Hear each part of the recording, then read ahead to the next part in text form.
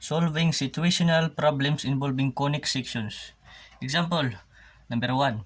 A piece of plate was dug out in an archaeological site. It was put on top of a grid with an arc of the plate passing through A, coordinates -7, B, 1, 4, and C, 7, 2. Find its center and the standard equation of the circle describing the boundary of the plate. Ang ating unang gagawin ay gagawa tayo ng mga equations using the equation of the circle gamit ang mga tatlong coordinates. Ang equation of the circle ay x squared plus y squared plus dx plus ey plus f equals 0. Yan ang equation of the circle. At gagamitin natin itong tatlong coordinates upang makuha natin ang mga gagamitin nating equation upang makuha natin ang value ng D, E, at F. Unang equation, gagamitin natin ang coordinates -7, 0. So, the value of x is -7 and the value of y is 0. Atin lang yung i-substitute sa mga value ng x and y dito sa equation at gawin natin to x squared plus y squared plus dx plus ey plus f equals 0. Value of x is -7 squared plus value of y is 0, 0 squared plus d, value of x is -7 plus e, value of y 0 plus f equals 0.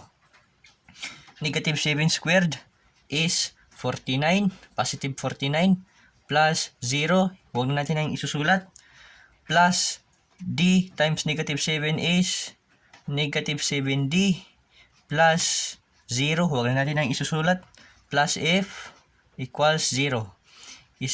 I-transfer natin ang constant na 49 dito sa kabila.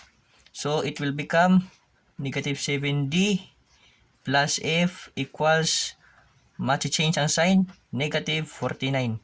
Yan ang ating first equation.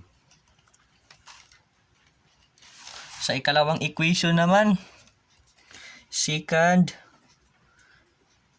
equation, gagamitin natin ang coordinate sa B na 1 and 4. Gagawin na natin pareha dito sa unang equation. So, x squared plus y squared plus dx plus ey equals plus f equals 0. So, the value of x in this equation is 1 and value of y is 4. So, x squared, value of x is 1. So, 1 squared plus value of y is 4.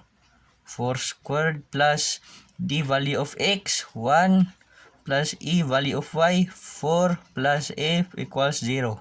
1 squared is 1 plus 4 squared is 16 plus d, huwag na natin ikakopy ang 1, automatic 1 na dito, plus 4e plus f equals 0. 1 plus 16, 17 plus d plus 4e plus f equals 0. Transfer natin ang constant na 17 dito. So, it will become d plus 4e plus f is equal to -17. Yan ang ating second equation. Okay. At ang ating third equation, gamitin natin ang ikatatlo na coordinates na ay 7, 2. So, the value of x and y is 7 and 2. So, substitute lang natin sa gamit natin na formula. Ay yung equation na equation of the circle. So, x squared plus y squared plus dx plus ey plus f equals 0. So, the value of x is 7. So, 7 squared plus value of y 2. 2 squared plus dx, d value of x is 7 plus e value of y is 2 plus f equals 0. 7 squared is 49 plus 2 squared is 4 plus 7D plus 2E plus F equals 0.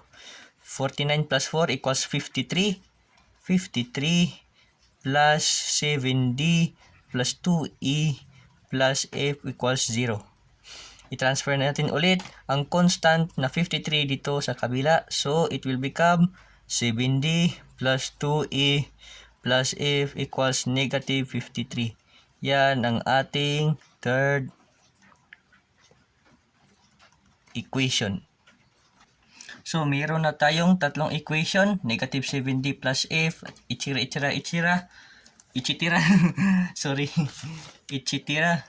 At gagamitin yan natin ang tatlong equation upang makuha natin ang value ng variables D, E, at F.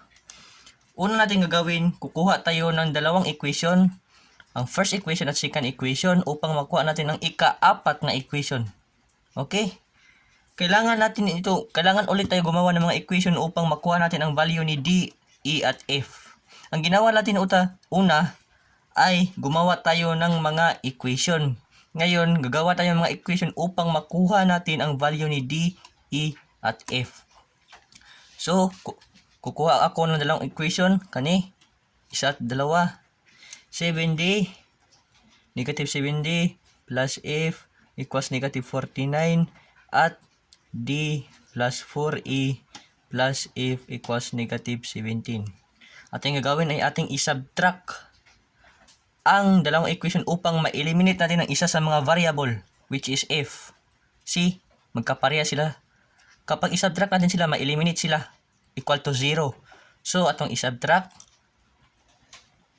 But remember, change. Keep the sign here, change the sign here, and we need to change the sign here. Okay? Always remember that to keep change during subtraction. That is crucial. So, let's proceed. Negative 7D plus negative D is equal to negative 8D. And, copy negative 4A kasi walang E dito. Ito lang i-copy. Minus 4A positive F plus negative F is 0. So, eliminated na siya. At negative 49 plus positive 17. Change natin. Equals negative 32. Ma-reduce pa ito kasi meron silang common multiple. Ating i-multiply sa 1/4 upang magawang negative 2D. Negative 1/4 pala. So, wala nang negative. So, 2D plus E is equal to 8. Negative upang ma-eliminate ang mga negative signs. I-multiply natin ang negative. So, ito ang fourth equation. Sa ika-5 equation naman, gagamitin natin ang equation 2 at equation 3 upang makuha natin ang equation 5. So, ang equation 2 ay D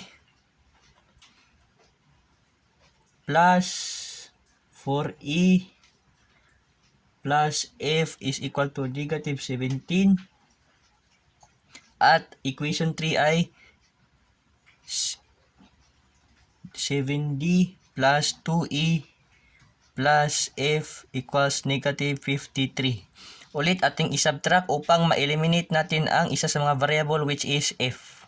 We need to eliminate one of the variables. So, we subtract. Always to remember, keep change.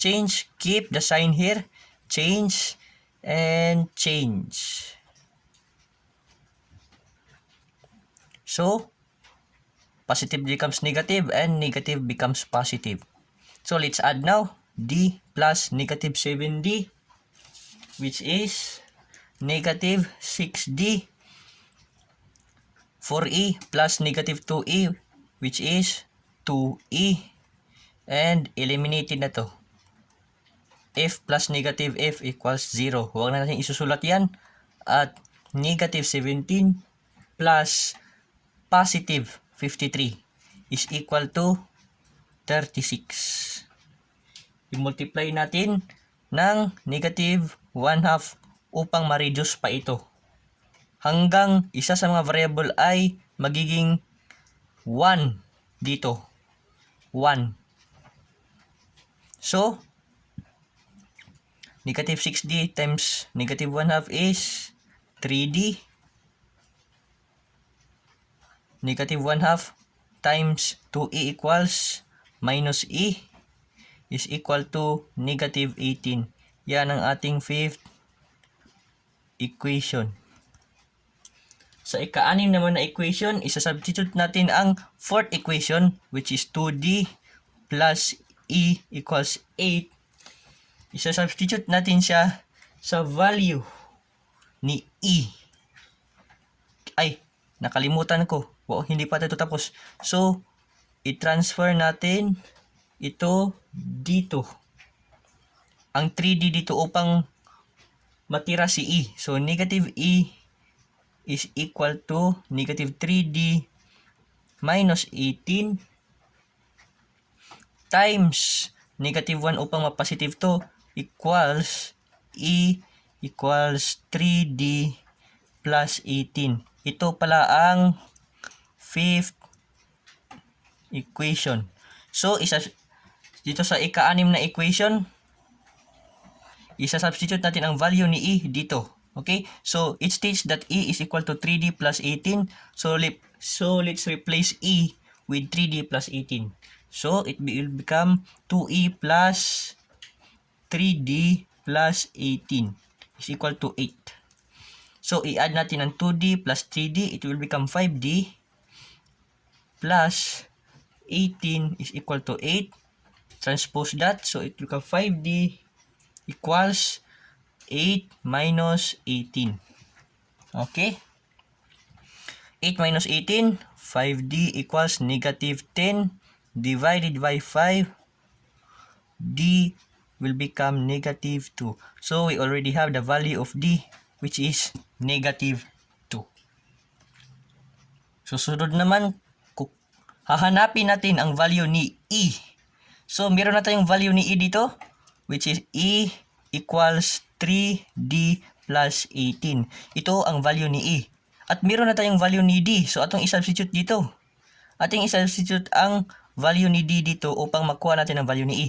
So, e will become 3 times value of d, negative 2, plus 18, e equals negative 6, plus 18, e equals positive 12. So, meron na tayong value ni e.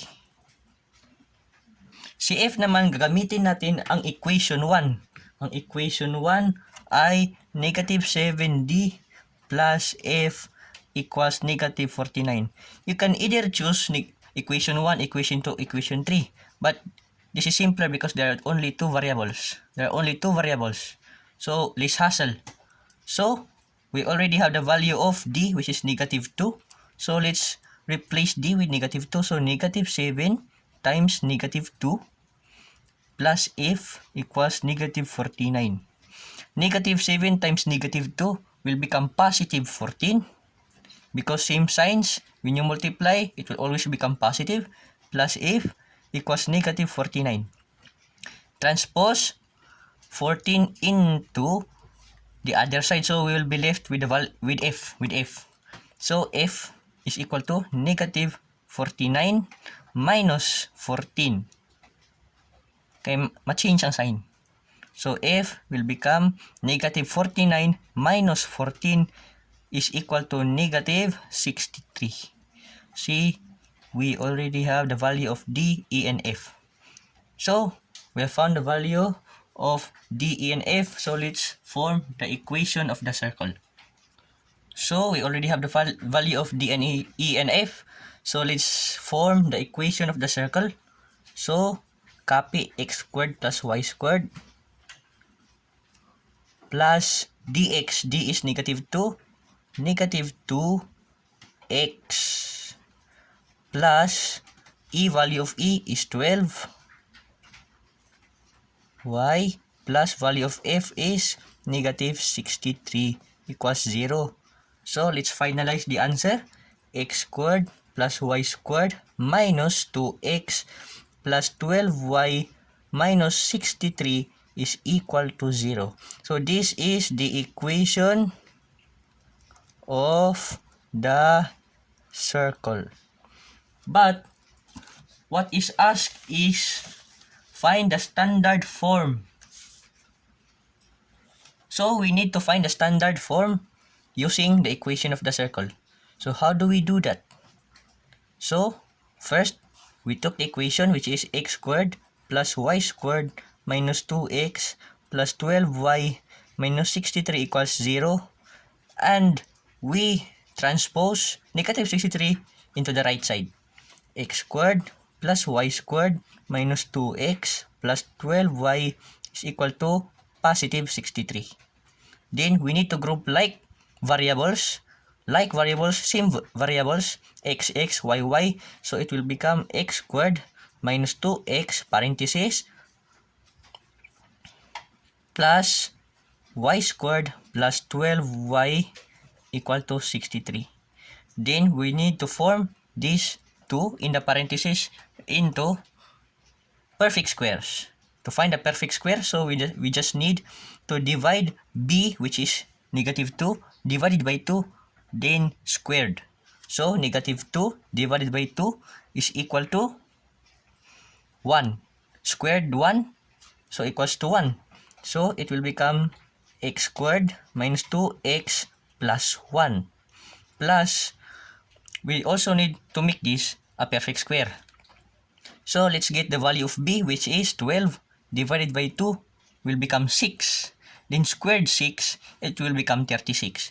So y squared plus 12y plus 36 is equal to 63. To make this equal correct, we must also add positive 1 and positive 36 onto the right side. So it remains equal. So it will become x squared minus 2x plus 1 plus y squared plus 12y plus 36 is equal to 100. So we need to form these two here into simpler forms. So we need to simplify these two perfect squares into x minus 1 squared plus y plus 6 squared is equal to 100. So this is the standard form. What is asked is the standard form. So this is the answer. This is the answer. So this is the answer to the problem. It's also asked in the problem to find the center. So it's very easy because we already have the standard form. So x minus 1 is equal to 0, x equals 1. So this is your x coordinate, and y plus 6 equals 0 and y equals negative 6. So these are h and k, and this is your center. So center is 1, negative 6. This is the center of the circle. So the standard form of the problem, stated problem, is x minus 1 squared plus y plus 6 squared equals 100. And the center of the circle is 1, negative 6. That's it. Okay.